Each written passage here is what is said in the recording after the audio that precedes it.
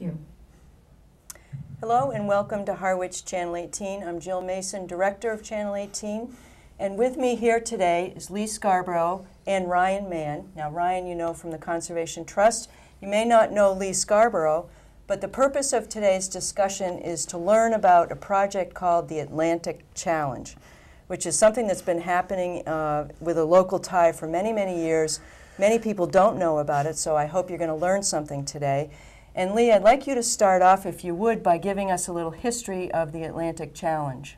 Well, the Atlantic Challenge is now an international program. It was started actually by a Harwichport resident, Lance Lee. Lance grew up a sailor in the harbor a bit before me. I followed him, and I guess he's been my mentor these years. The program began with Lance and a very well-known Frenchman, Bernard Caderet. They found in Ireland, they found a boat that we now refer to as the Bantry Bay Gig. It's a long boat, it's 38 feet long, and it's what you would have seen on a European warship in the late 18th century. So this boat was duplicated around the world. We now have actually 80 of these boats, and we have one right here in Harwich for our kids. And the idea is to teach seamanship, old-fashioned seamanship. And it's an excuse to get kids on the water, and once the local kids get to know the boat, then they can go train with the U.S. team, and every 2 years we have an international contest of seamanship, and that will be in Ireland this year. Wow, that is exciting. Fortunately, I know a little bit about the challenge. I've been following it over the years, and I know Lance Lee as well. I think it's absolutely a wonderful program. And now the question is, I know you were very involved in it, and you've turned the reins over to my friend Ryan. Ryan, how did you become involved, and what made you want to join the team? Yeah, well, you know, first of all, like Leah was saying a moment ago, how Lance inspired him. My mentor is Lee, which is kind of neat because now we're third generation of mentoring, of inspiring, and then my role is to inspire the fourth, the fifth, you know, whatever generation we can get, you know, to keep this project continuing. I got involved because when I moved to the Cape a few years ago, I noticed how few kids were actually getting out on the water. And I love being out on the water. If I can be out a day on the water, I'm happy. That's a good day. Even if it's adverse conditions, it's just I'm in heaven. So what I started to do is look for different programs that I can become involved with to encourage our youth to be out on the water, to enjoy what's all around us. And so I worked with several different programs. I worked with a Sea Scout ship out of Harwich run by Tim Millar, and I worked with the Harwich sailing team for a number of years as well. And in those endeavors, I met Lee actually on a sailing trip with those kids on the Alabama out of Martha's Vineyard. And we got to talking, and my role shifted a little bit. I'm still work as a consultant from time to time with Sea Scout Ship 76, but I've moved to Sea Scout Ship 75, which is our ship, which is our program.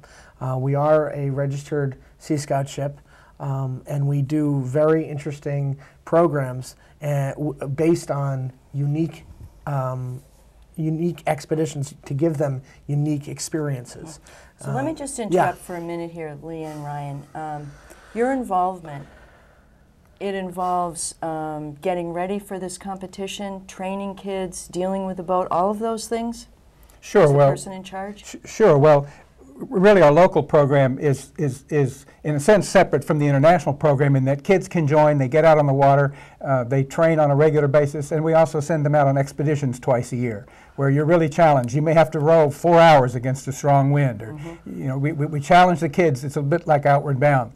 So that's the local program, but then those kids who want to go to the international event can sign up for that and train separately and go to the international event. So the two are tied in that sense. And one of the real advantages of the two is that we have these young, vibrant, strong people who have been doing it. You know, it's definitely not as intensive, but it's basically our feeder program. It's one of the ways that we are able to recruit the crew for the international program. So let's talk about the kids here, because it sounds like to get involved in this, especially the international program, there's a huge commitment. Where do you find these kids? Tell us about the kids. Sure. Well, we have a great group of kids. We have 7 or 8 that come from Cape Cod communities that are part of our local program. And of those kids, they're at Nauset High School. They might have gone and they were in Nauset High School in Harwich. We have a girl from Sturgis in Hyannis, and you know, these kids have been part of the program, have been filled with that passion for the Bantry Bay gigs, and want to pursue it to a higher level. In addition to that, we have kids from other programs that have existed either now or in the past. We have a few left over from a program that used a Bantry Bay gig in Washington State for a number of years. We have a few from down in New York, where they do smaller boats, Whitehall gigs for Cox. You're talking about kids who are going to the international contest. Yes, Okay. yeah. That's how we get those kids. How many kids do you have locally altogether? Locally, we have about 12 right now. The program is always in flux because you have kids matriculating out, going to college. So we're always looking for new kids on the local level. And those are our feeder kids. These are the kids that may not have ever been out in the water, but they go and they get hooked and they want to continue. And that's open to any kid that might be between 14 and about 22. Okay. Yeah. So now I think we should talk about the plans, because you are planning to go to Bantry Bay, Ireland. So tell us about that. Yeah, it's pretty big. Every 2 years, the international program becomes alive, and we go to a different host country every 2 years. In 2010, we were in Midland, Canada, and before the contest, we get to go and train on an amazing spot off the coast of Rockland, Maine, quite close to Vinyl Haven, if people have heard of that area. And that picture that was just flashing on the screen, I'll actually have Lee Maybe we can speak show about. it again. Yeah. Jamie, can you show that one again? There we There go. we go. There we are on Greens Island training, which we do every 2 years for the contest. We take the kids up there for about 17 days of training, and they arrive on a deserted island with a couple of trainers and a cook, and they basically have to make a community.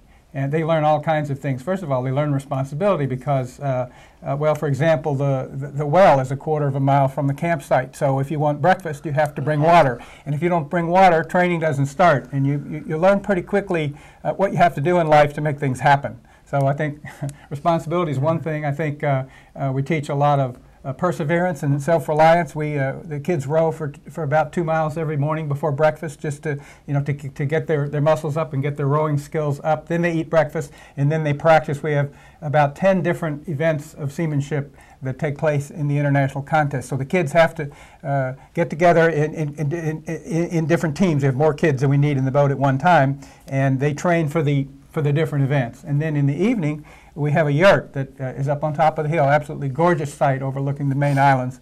And we talk about life. We talk about what sort of work the kids want to do. They talk about that. They talk about where they're headed in life, why they're in this program, what they're getting out of the program.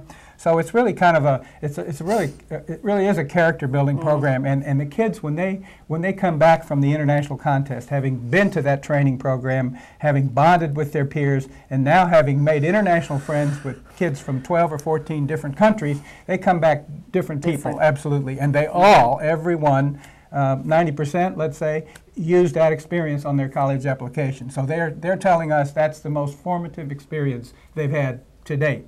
And I think that's why I have been so involved for so many years, because I can see that it's actually making a real difference in the lives of these young people. Yeah, it does mirror in a lot of ways the Outward Bound programs. And one of the things that I think people don't really understand is the difference between seamanship and a lot of other boating activities, shall we say. Ryan, if you could just give me a little tiny synopsis about, Lee mentioned training for the different events. Sure. Now, I know what some of the events are, but Right. explain to our viewers what a Sure. typical event would be. I mean, I think a lot of folks might know how to turn on the engine of a boat and make the throttle go forward and the boat goes.